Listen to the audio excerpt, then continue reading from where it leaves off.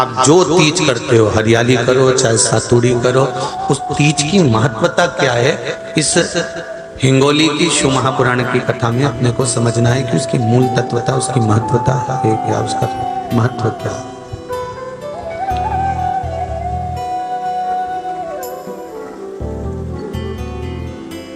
भगवान ब्रह्मा, भगवान विष्णु और भगवान शिव,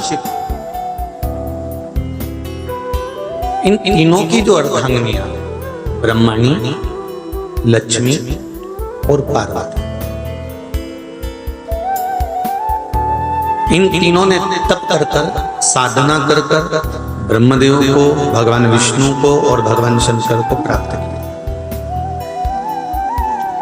और तीनों ने प्राप्त कर कर तीनों देवताओं से वर मांगा कि वर हमको ऐसा दीजिए कि हमारे तप साधना का फल नारी को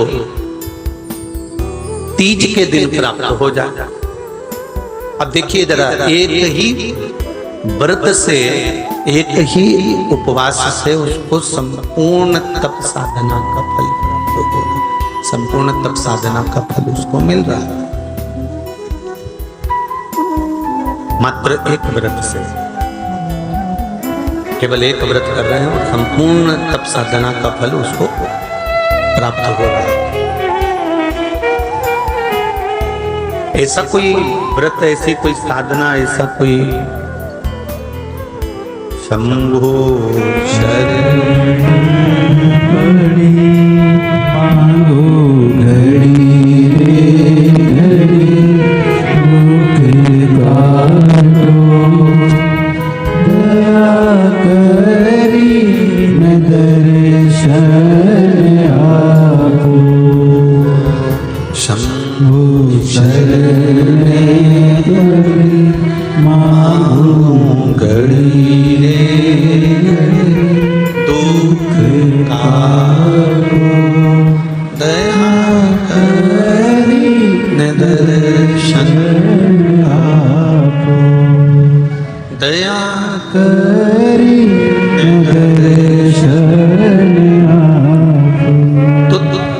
ब्रह्मणी ने ब्रह्मदेव से मांगा, लक्ष्मी जी ने भगवान विष्णु से मांगा, पार्वती जी ने भगवान शिव से मांगा कि ऐसा वर दे दीजिए जिस वर से एक ही व्रत करने से संपूर्ण फल की प्राप्ति हो जाए, संपूर्ण फल मिल जाए। ऐसा एक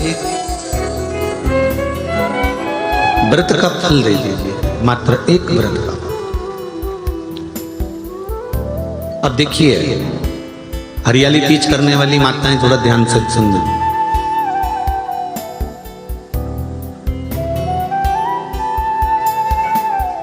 हरियाली तीज जब माताएं करती हैं तो एक हरियाली तीज, एक गणगौर की तीज, ये दो तीज के व्रत ऐसे होते हैं जिसमें जब माताएं करती हैं तो उस समय पर उमा, ब्रह्मणी और लक्ष्मी, इन तीनों की आराधना का फल उसको केवल एक व्रत से प्राप्त हो जाता है। अब देखिए दूसरा, सातुड़ी तीज।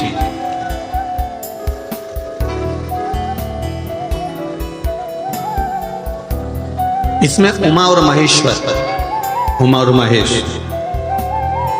ब्रह्मणी और लक्ष्मी, इन चार के व्रत तप का फल एक साथ सातुड़ी तीज के दिन प्राप्त हो जाए। अब एक आती है हरतालिका तीज। आप लोग करते हो हरतालिका? यहाँ लोग करते कि नहीं करते? करते हैं यहाँ पे हरतालिका? कौन कौन करता है? जरा हाथ उठाओ जरा। अरे सभी करते हो, रखो रखो, बहुत बढ़िया, बहुत अच्छी बात। एक आती है हरतालिका तीज। इस तीज का व्रत माता पार्वती बेलवृक्ष के आनंद के साथ में फुलेरा बनाकर करती है, और जिसमें इस हरतालिका में माता पार्वती जी के जितने जन्म पहले हुए हैं, माता पार्वती का जन्म तो 52वें नंबर का, 52 नंबर पे माता पार्वती का जन्म है। इससे पहले तो माता के 51 जन्म पहले हो चुके, 51 जन्म माता पार्वती का पहले हो चुके।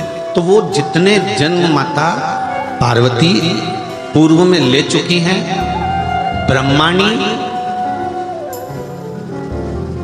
जितनी बार ब्रह्मदेव के साथ में विराजमान हो चुकी हैं, इंद्राणी जितनी बार इंद्र के साथ विराजमान हो चुकी हैं, और लक्ष्मी चाहे वो राधा के रूप में हो, चाहे वो रुक्मिणी के रूप में हो, चाहे वो सत्यभामा के रूप में हो, चाहे वो यमुना के रूप में हो, चाहे वो गंगा के रूप में हो, जितनी बार माता लक्ष्मी ने रूप धारण करे हैं वो सब रूप में, और माता पार्वती अपने सारे रूप में, ब्रह्माणी अपने सारे रूप में, लक्ष्मी अपने सारे रूप में इस हड़तालिका तीज के व्रत को करने के लिए आतुर रहती हैं। और इस व्रत को कल कर एक दिन में ही संपूर्ण विश्व का जितना तप है, साधना है, उपवास है, सबका फल एक साथ एकत्रित कर लेती हैं केवल एक व्रत में, हड़तालिका तीज। अब एक बात ध्यान से सुनिएगा, सारे व्रत आपका अगर स्वास्थ्य खराब हो गया तो आप व्रत छोड़ सकते हो। जितने भी व्रत आप लोग कर रहे हैं पूर्व के, सोमवार, मंगलवार, एकादशी, छठ, पंचमी, चतुर्थी, अगर आपका स्वास्थ्य खराब है तो आप उस व्रत को छोड़ सकते हो, सारे व्रत को छोड़ सकते हो। पर तीज का जो व्रत होता है,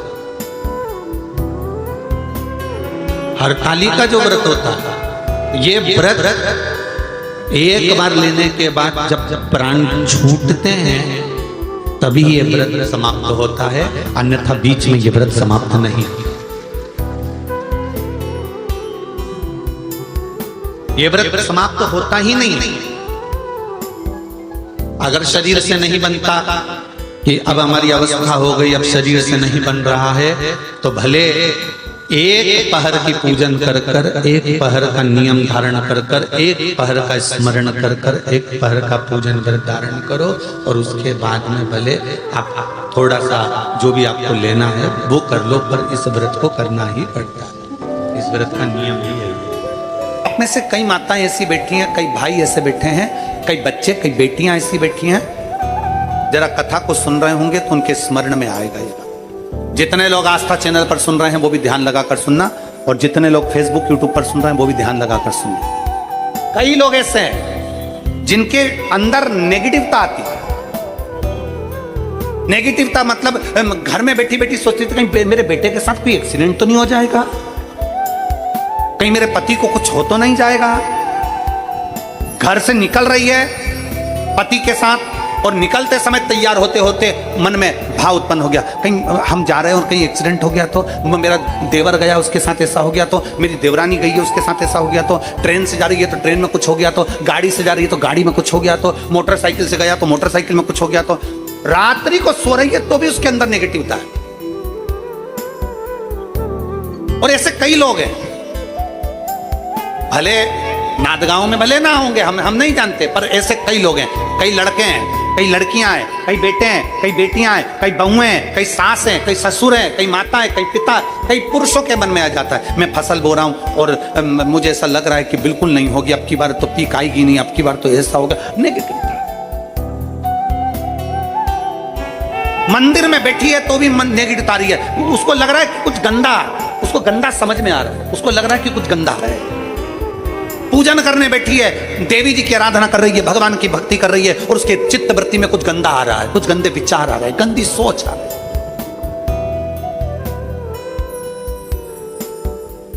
अपने अंदर गंदे विचार, गलत सोच आ रही है। शिव महापुराण की कथा कहती है, शंकर भगवान का चरित्र कहता है, हफ्ते में एक दिन ऐसा बनाओ अपनी चंद्र नाड़ी को मजबूत करने का प्रयास करो। जब तुम्हारे गलत विचार आ रहे हो ना, गलत सोचने में आ रहा हो, उसके साथ ऐसा नहीं हो जाए, मेरे पति गए उनके साथ ऐसा नहीं हो जाए, मेरा बेटा स्कूल जा रहा है उसके साथ ऐसा नहीं हो जाए, मेरे साथ में ऐसा नहीं हो जाए, जरा सी हाथ दुखा तो लगा कि कहीं मुझे बड़ी बीमारी तो नहीं हो गई, जरा सा एक छोटी सी भी फुंसी हो जाए ना, एक छोटी सी भी गांठ आ जाए शरीर में तो ऐसा ना लगने लगे कि मुझे कहीं कैंसर जैसा रोग तो नहीं हो जाएगा, कहीं मुझे बड़ी बीमारी तो नहीं हो जाएगी, कहीं जरा सा किडनी में दिक्कत आई, पानी पीने में दिक्कत आई, कहीं आंखों में दिक्कत आई तो कहीं बड़ी बीमारी तो नहीं हो। नेगेटिवता, गलत सोच, गलत विचार, गलत दृष्टि। ऐसे कई लोग हैं जिनकी सोच में ये गलत चीजें आती रहती है। और प्रयास करना पितृपक्ष की आज रवि प्रदोष की इस कथा को सुनकर प्रयास कर देखना क्या करना है हमको। अगर ऐसे गलत विचार आ रहे हैं, गलत सोच आ रही, गलत दृष्टि आ रही, गलत विचार हमारे भीतर आ रहे हैं, गलत सोच हमारे भीतर आ रही है, तो एक काम करो, एक बेलपत्री लीजिए, सावधानी से समझ लेना। एक बेलपत्र लीजिए और उस बेलपत्र की ये जो 2 डंडी है और एक बीच की डंडी है, इसके मध्य की जो जगह है, चैनल वाले अगर दिखा रहे होंगे तो आप लोगों के स्मरण में होगा, बीच की पत्ती और ये 2 पत्ती के बीच में जो जगह होती है, इस बीच वाली जगह पर पीला चंदन पूरे तरह से उसका लेपन कर लीजिए। पूरे तरह से पूरी चंदन से लेपन कर लो बीच की जगह। बीच वाली पत्ती 2 पत्ती उसके बीच की जो जगह है उसमें पीले चंदन का लेपन कर लीजिए। हफ्ते में एक बार आप करोगे, आपको दूसरे हफ्ते में मालूम पड़ जाएगा कि आपके अंदर की गलत सोच समाप्त हुई कि नहीं, गलत विचार समाप्त हुआ कि नहीं हुआ। चंदन का लेपन करिए। उस चंदन के लेपन को कर किसी भी शिवालय में, अगर शंकर के मंदिर नहीं जा सकते हो तो अपने घर में जो शिवलिंग हो वहां उस शिवलिंग पर आप उसको समर्पित कर दो। तुम्हारी मर्जी पड़े जैसी चढ़ा दो, बस शंकर के शिवलिंग पर चढ़ा दो। कुछ देर मंदिर में हो तो नंदी के पीछे, अगर मंदिर में हो तो नंदी के पीछे, और घर में हो तो किसी भी स्थान पर सुख आसन लगाकर, सुख आसन मतलब जैसे हम बैठे हैं पालकी लगाकर, दोनों सुखासन मतलब आराम से बैठकर, सुखासन लगाकर, और अपनी सीधी साइड की नासिका को बंद करना है और उल्टी नासिका से श्वास लेना है। 1 से 1.5 मिनट तक श्वास लेना प्रारंभ करो। अपने शरीर में एक चंद्र नाड़ी होती है। भगवान शंकर ने जब चंद्र की काया का रोग समाप्त करा था, भगवान शंकर ने जब चंद्र की काया का रोग समाप्त करा था तो चंद्र ने हाथ जोड़कर कहा था कि मेरी काया का रोग आपने समाप्त कर दिया महादेव, मेरे लिए आज्ञा करो, मैं क्या करूं। शंकर भगवान ने कहा चंद्रदेव तुम मेरे मस्तक पर धारण रहना और संसार के जितने भी मनुष्य हैं इन मनुष्य के अंदर चंद्र नाड़ी में तुम विराजमान रहना। सुनो चंद्रदेव, जब मनुष्य गलत विचार करे, गलत सोच करे, गलत दृष्टि रखे, उस समय पर अगर तुम्हारी चंद्र नाड़ी प्रबल हो जाए तो उसकी बुद्धि में से गलत विचार समाप्त हो जाए। गलत विचार समाप्त। एक बेलपत्र लेना है, बीच वाली जगह में चंदन लगाकर शंकर जी को समर्पित करना है। घर हो मंदिर हो, कम से कम 1.5 से 2 मिनट तक नासिका को बंद कर सीधे साइड की नासिका को बंद करना है, उल्टे साइड की नासिका से ही श्वास लेना है और छोड़ना है, फिर लेना है, फिर छोड़ना है, फिर लेना है, फिर छोड़ना है। 1.5 मिनट 2 मिनट तक आप करते रहिए एक ही नासिका। इस नासिका को बंद ही रखना है, राइट को, लेफ्ट को खोल कर रखिए और उसमें चंद्र नाड़ी जब हमारी प्रबल हो जाएगी 3 दिन के अंदर गलत सोच आना बंद हो जाएगी, गलत विचार आना बंद हो जाएगी। गंदा दिख रहा है, गंदा सोच रहे हैं, बेटा कॉलेज गया तो मन में आ गया, विचार में आ गया मेरे बेटे के साथ कुछ ना हो जाए, बेटी कहीं गई है तो गलत विचार आ गया, पति कहीं गया तो गलत विचार आ गया, अपन कहीं जा रहे हैं तो गलत विचार आ गया, हाथ दुख रहा है तो ऐसा लगने लगा कि शरीर में कोई बीमारी आ गई, जैसे ही शरीर में मुख में स्वाद नहीं आ रहा तो ऐसा लगा कि मेरे को बड़ी बीमारी हो गई, थोड़ी सी गठान हो गई तो मन में आया कहीं कैंसर जैसा रोग ना हो गया। गलत विचार, गलत सोच, गलत दृष्टि। आज के जमाने में हर व्यक्ति गलत सोच को अपनी बुद्धि में भर रहा है। उसका कारण है उसकी चंद्र नाड़ी प्रबल नहीं हो पा रही है। चंद्र नाड़ी को सक्रिय करने का प्रयास करिए। जब सक्रिय कैसे करेंगे? हमारी सीधी नासिका को हम बंद करेंगे, उल्टी नासिका से ही श्वास लेंगे। 1 से 1.5 मिनट 2 मिनट तक आप प्रतिदिन करना प्रारंभ करिए। 5 दिन 4 दिन 3 दिन के अंदर गलत सोच आना बंद हो जाएगी और आप अपने वापिस स्वस्थ हो जाओ। चंद्र नाड़ी को प्रबल करिए।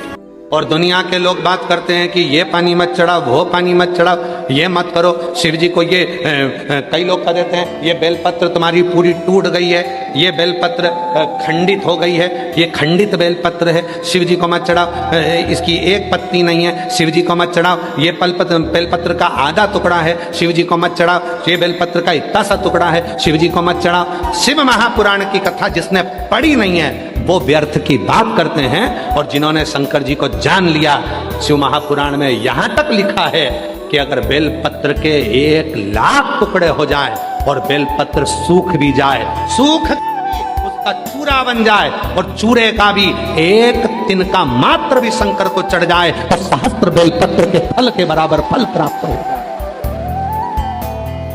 जो समझे ही नहीं उनको क्या समझा?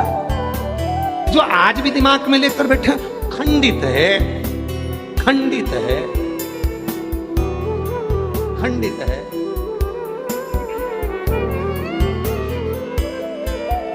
खंडित है। कई लोगों के दिमाग में बैठा रहता है। और आप लोगों से निवेदन है, आज की कथा में से ये वाला वीडियो काट के डाल देना आप लोग। जो लोग कहते हैं बेलपत्र खंडित है, बेलपत्र का टुकड़े से टुकड़ा, टुकड़े से टुकड़ा भी अगर है और वो भी अगर शिव को समर्पित है तो वो भी सहस्त्र बेलपत्र के बराबर हमें फल दे रहा है। सहस्त्र।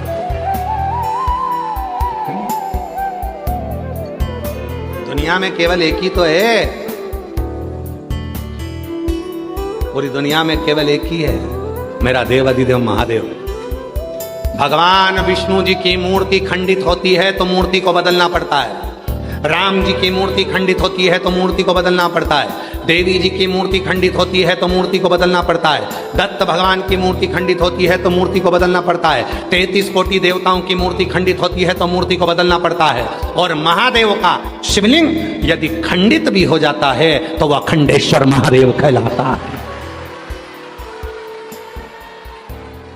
शिव जी का शिवलिंग भी अगर खंडित हो जाए तो वो खंडित नहीं माना जाता। 1000 टुकड़े हो जाएं तो खंडित नहीं माना जाता। उसके टुकड़े टुकड़े हो जाएं तो भी खंडित नहीं माना जाता। वो अखंडेश्वर हो जाता है, सहस्त्रेश्वर हो जाता है, लक्षेश्वर हो जाता है। वो साधारण नहीं रहता।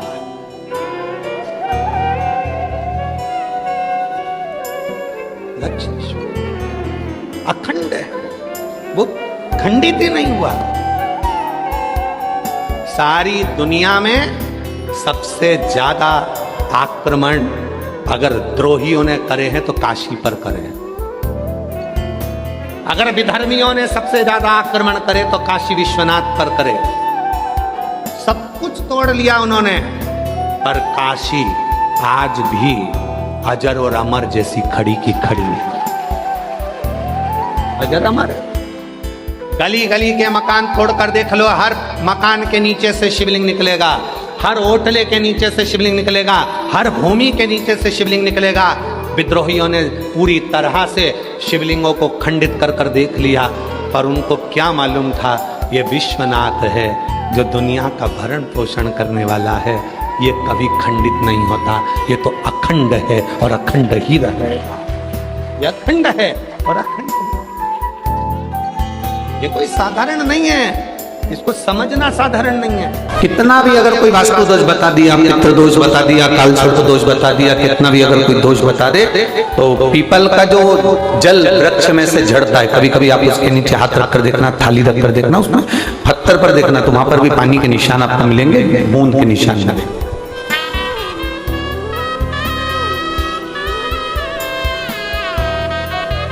मात्र उस पीपल के वृक्ष के जल की एक बिंदी, एक मात्र बिंदी, शंकर भगवान का जो शिवलिंग है जलाधारी है, चरण है, गणेश कार्तिक का स्थान है, अशोक सुंदरी का स्थान है, और प्रत्येक जलाधारी में से पानी बीच में से आकर नीचे की ओर गिरता है, नीचे की ओर गिरता है। आप लोगों के स्मरण में हमने पहले भी बताया कि राइट में किसका स्थान है? गणेश जी का, लेफ्ट में कार्तिक के, बीच में अशोक सुंदरी। ये क्या है? पार्वती जी का हस्त कमल शिवलिंग, और ऊपर से जो जल एक एक बूंद शंकर जी के शिवलिंग पर गिर रहा है वो शंकर जी की 5 लड़कियां जया, विषहरा, शामलीवारी, दौतली और देव, शंकर जी की 5 लड़कियों एक एक बूंद पानी शिव जी पर गिरा। जहां जल नीचे गिरता है उस स्थान से जहां तक जल बहकर जा रहा है उस स्थान तक 33 कोटि देवताओं का स्थान, 33 कोटि देवताओं का स्थान। अब जहां पानी आया, जहां नीचे गिरा, उसके बीच में जो स्थान होता है आप लोगों ने देखा है कि नहीं देखा? जिनने देखा है जरा हाथ उठाओ। ये पानी जैसे यहाँ तक आया और यहाँ के बाद नीचे गिरेगा, तब वो नाली के माध्यम से बाहर जाएगा। तो जितनी दूर यहाँ से वो नीचे की ओर जो गिर रहा है, यहाँ से वो नीचे की ओर जो पानी जा रहा है, ये जो स्थान होता है, ये हमारे 3 दोषों को निवारण तुरंत कर देता है। एक हमारा पितृदोष, एक हमारा कालसर्प दोष और एक हमारा वास्तु दोष का निवारण ये तुरंत करता है। और ये तो हमने केवल आपको शिव महापुराण के माध्यम से बताया कि ये 3 दोष का निवारण कर देता है, पर यदि कभी आप ध्यान से लिंग पुराण को पढ़ेंगे, आप यदि लिंग पुराण को पढ़ेंगे और गीता प्रेस गोरखपुर की लिंग पुराण को लाकर यदि आप पढ़ते हैं, या गीता प्रेस गोरखपुर की शिव अंक को भी आप अगर पढ़ेंगे, उसका नंबर हमारे स्मरण में नहीं आ रहा है, शिव अंकों को भी अगर आप पढ़ेंगे तो उसमें भी आपको वर्णन मिलेगा कि हम तो केवल 3 दोष का बता रहे हैं, पर हमारे शास्त्र तो यहाँ पर और भी दोषों का वर्णन कर रहे हैं। जैसे किसी ने बता दिया आपको शनि का दोष है, किसी ने बता दिया मंगल का दोष है, किसी ने बता दिया आपको केतु का दोष है, किसी ने बता दिया आपको राहु का दोष है, किसी ने आपको कह दिया कि बृहस्पति का दोष है, किसी ने कह दिया आपको ये वाला दोष है। दुनिया के जितने दोष, पीपल के वृक्ष के झड़ता हुआ जल की एक बूंद का स्पर्श, भले वो सूख गई हो, उसका एक स्पर्श मात्र जहां पानी नीचे की ओर गिर रहा है, उतनी परिधि, उतनी जगह के बीच में जहां से पानी गिरता है, बस उस स्थान पर अगर वो उंगली अपना नाम और गोत्र का स्मरण कर भी लगा दी जाए और एक लोटा जल चढ़ा दिया जाए, तो ये जितने दुनिया के दोष है वो अपने आप समाप्त हो ही जाते हैं। शंकर की भक्ति का मूल बोल बम का नारा है। और अच्छे से समझ लो, जरा ध्यान में आ जाए आप लोगों के, नहीं तो गलत कर बैठो तो बहुत स्मरण रखिएगा। शिवलिंग जलाधारी में से पानी बहता है, नीचे की ओर जाता है। जितना मोटा शिवलिंग की ये जलाधारी होती है, उसमें से पानी जहां नीचे गिरता है, जितनी भी मोटी हो, उसमें कहीं पर भी आप बिंदी लगा सकते, कहीं पर उस स्थान पर आप कहीं पर भी उस बिंदी को लगा सकते। कोई कह दे तुमको कि तुम्हारा मंगल गड़बड़ है, कोई कह दे तुमको तुम्हारा राहु गड़बड़ है, कोई कह दे तुमको तुम्हारा केतु गड़बड़ है, कोई तुमसे कह दे तुम्हारा बृहस्पति गड़बड़ है, तो समझ लेना कि हमारे ग्रह की दशा को सुधारने के लिए ये जो स्थान है, बस उस स्थान पर एक बिंदु एक।